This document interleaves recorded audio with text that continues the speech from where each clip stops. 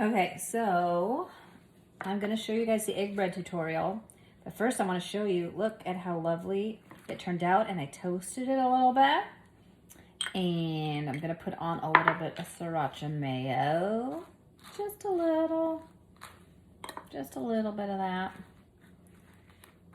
And then I'm gonna layer on, I have about 80 grams of chicken here. I didn't have any chicken slices, so I'm just using the chicken that I had cooked up that I just throw on salads and various different things. So I'm just layering that on there. There we go. I have a couple tomatoes.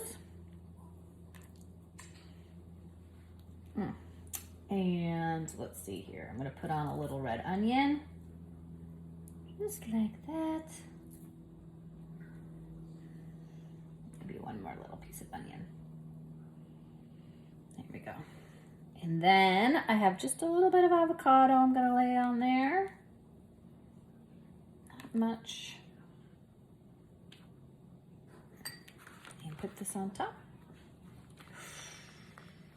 Now I have, excuse me.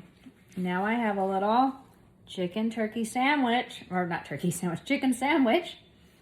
on my egg bread that I'm gonna show you how to make right now, okay? That's what we're doing next. Okay, you all, here comes the tutorial that you've been waiting for. So what you need is egg white protein. This is powdered egg whites. And you need allulose, which is considered a rare sugar, not an artificial sweetener. It's a, tastes like real sugar, but it's what's called a rare sugar. And it is naturally derived from food sources, from certain fruits. We need cream of tartar. And we need salt. That's what that is there. So those are all the ingredients that you need. So 4 ingredients. Okay, so here's how much of everything you need. I have the egg white powder in here. This is 1.5 cups, or if you're measuring by grams, it's 115 grams. And with the allulose, we're gonna put in a third of a cup of the allulose. And then with the cream of tartar, we're doing a 1/2 teaspoon. And then here we're doing a full teaspoon of salt. And we're gonna mix the dry ingredients together. So I'm gonna get the whisk and put it onto my mixer, and I'm gonna just mix the dry ingredients, and then we'll be back. Okay, so as you can see, I mixed together my dry ingredients, and now what I'm going to do is add 1.5 cups of water.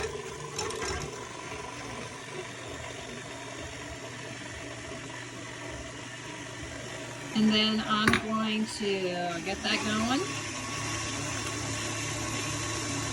And while that's going, before I got started, turn this down so you can hear me. Before I got started, I set the oven to 325 because we're gonna bake it at 325.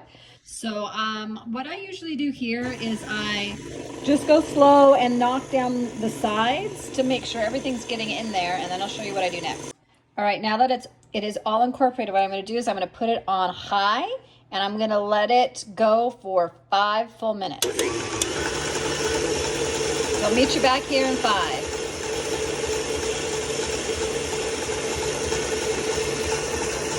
Okay, so this has been going for a full 5 minutes on the very highest setting.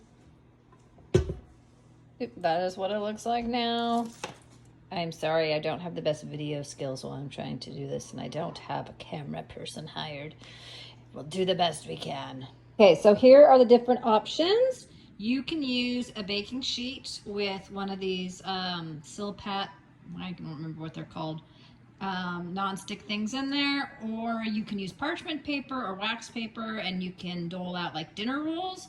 Or what I'm doing today is I'm using this non-stick loaf pan that I did still spray down just to make sure things don't stick. And I'll show you what that looks like in a second. Okay, here we go. There it is, ready to go in. Now this is gonna puff up, so I'm gonna put it into the oven, not quite on the middle rack, a little bit lower. So here it is in the oven. I'm gonna bake this for exactly 22 minutes. So I'll see you in 22 minutes at 325. There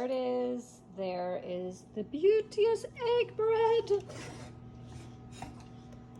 So it can also be formed into dinner rolls, hot dog buns, pizza crust, and if it's left in a Ziploc bag as a pizza crust, when you do it flat in a circle and you leave it in a Ziploc bag, it gets soft, and so you can use it as a wrap. And I'm gonna play around with adding vanilla and a little bit more sweetener to make it more like a shortcake. So anyway, I'm gonna play around some more with this, but there's the egg bread, you guys.